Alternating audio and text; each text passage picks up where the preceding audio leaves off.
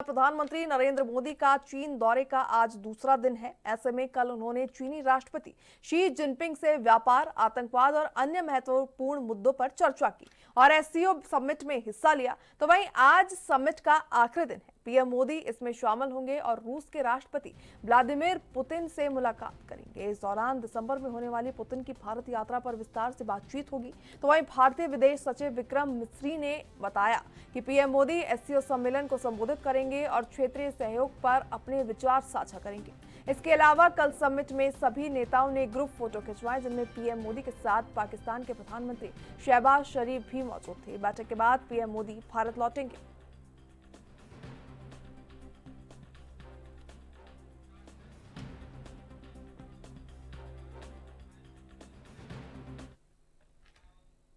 और चलिए इस महत्वपूर्ण विषय पर अधिक जानकारी के लिए रुक करेंगे विदेशी मामलों के जानकार डॉक्टर किरोड़ सिंह जी का। वो हमारे साथ फोन लाइन पर जुड़ चुके हैं। सर, बहुत बहुत स्वागत आपका इन बी न्यूज पर। सर, जिस तरीके से चाइना से तस्वीरें निकलकर सामने आ रही है, शी जिनपिंग, व्लादिमीर पुतिन और प्रधानमंत्री नरेंद्र मोदी एक साथ नजर आए, उनके बीच में कहीं ना कहीं गर्मजोशी देखने को मिली और ये तस्वीर कहीं ना कहीं साफ और कड़ा संकेत अब अमेरिका तक पहुंचवाती हुई नजर आ रही है। सर, देखिए, प्रगति ऐसा है कि पश्चिमी देश का अभी भी दृष्टिकोण ये है कि एससीओ है वो एशिया के नेताओं का एक संगठन है और एशिया के नेता वहां मिल रहे हैं। वो आज भी इसका जो ग्लोबल सिग्निफिकेंस है उसको एक्सेप्ट करने को तैयार नहीं है। लेकिन एससीओ का जिस तरह से विस्तार हुआ है और जिस तरह का एजेंडा है, उससे लगता है कि एससीओ केवल एक यूरेशियन रीजन का कोई एक छोटा संगठन नहीं है, इसका बहुत बड़ा ग्लोबल सिग्निफिकेंस है।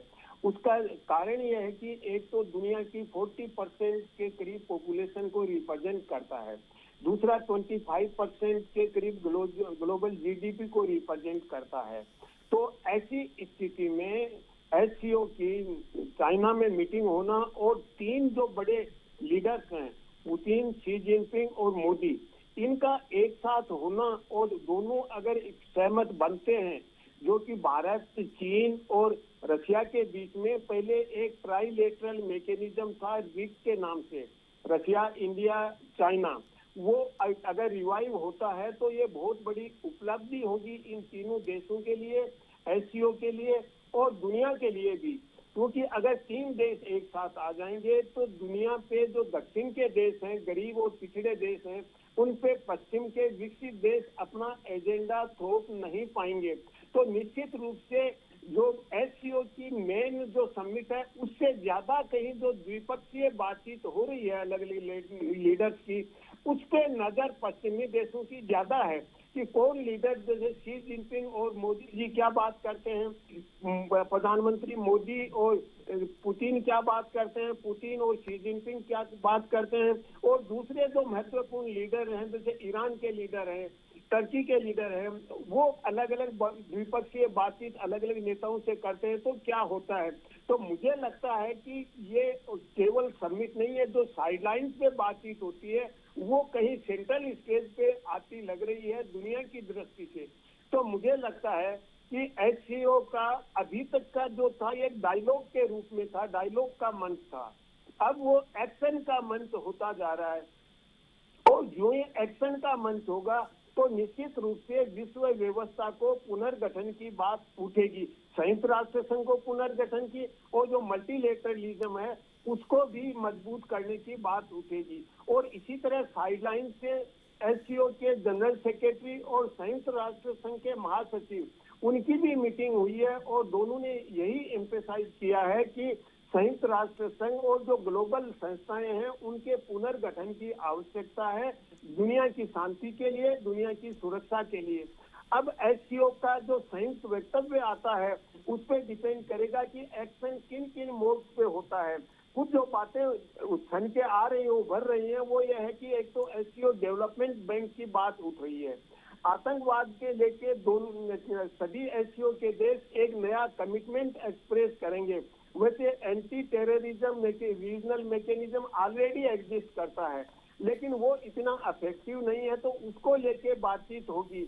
और दूसरा जो सस्टेनेबल डेवलपमेंट है उसमें कैसे कोऑपरेट कर सकते हैं। इसके अलावा और बड़ी महत्वपूर्ण है वो यह है कि इसके सदस्य देश हैं वो दो कॉन्फ्लिक्ट में इन्वॉल्व हैं। देखिए, ईरान पैलेस्टाइन इजराइल कॉन्फ्लिक्ट में किसी न किसी रूप में पार्टी बना हुआ है।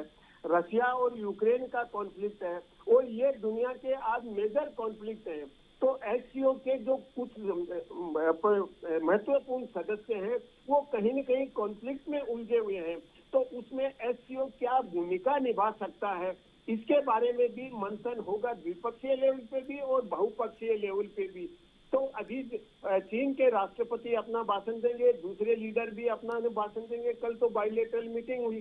तो मेन जो कंपोनेंट है समिट का वो आज हो रहा है। तो उसमें जो संयुक्त वक्तव्य आएगा उसके बाद हम उसको पढ़ के ये बता सकते हैं कि कौन कौन से एक्शन के एजेंडा आगे बढ़ाएंगे। निश्चित रूप से आने वाले 10 साल का विजन और 10 साल का रोड मैप तो निश्चित रूप से तय होगा। ऐसी बातें सामने आ रही हैं कि 2035 तक एससीओ किस दिशा में जाएगा, क्या क्या काम करेगा और इन देशों की जो मेंबर्स हैं उनकी सुरक्षा और उनके विकास में क्या भूमिका निभाएगा। जी प्रगति। ठीक है, बहुत बहुत धन्यवाद सर आपका तमाम महत्वपूर्ण जानकारी हमारे साथ साझा करने के लिए।